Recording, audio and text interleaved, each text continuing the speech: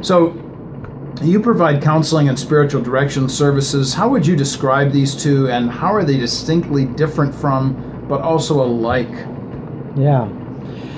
So it often gets confusing, and I wear two hats as someone who's kind of what I call a pastoral counselor on steroids and a spiritual director. So I have to often determine which hat that I'm wearing. So how I view that is, you and I sitting here, so counseling usually deals with an area of brokenness, again, either that I've self-inflicted or that someone else has caused me or someone in my past has hurt me.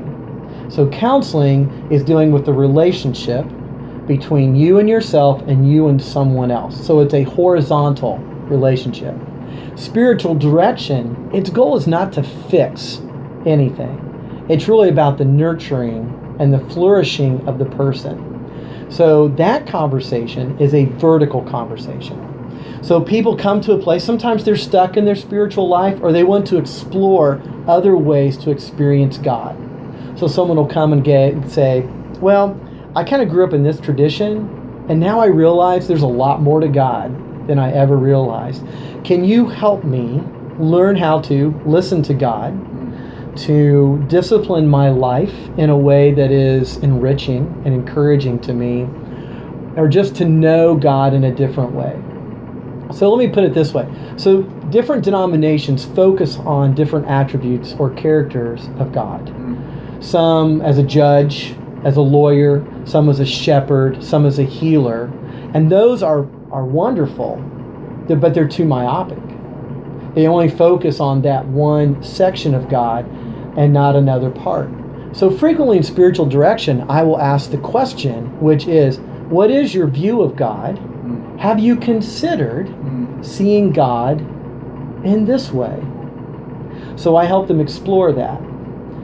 The other part I want to add about spiritual direction is, as we grow in our relationship with God, is learning to be attentive and to listen to God.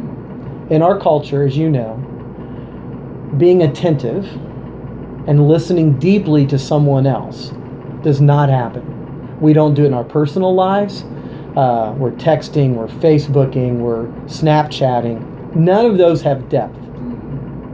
And even in most churches, our conversations are not very deep. I remember church dinners, which I loved growing up, but none of the conversation really went anywhere.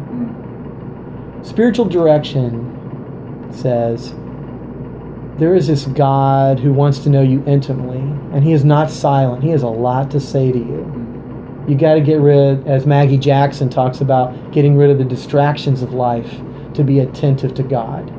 Well, that means you have to learn how to create space. So as a spiritual director, I teach people how to create space to hear from God. So that's the difference.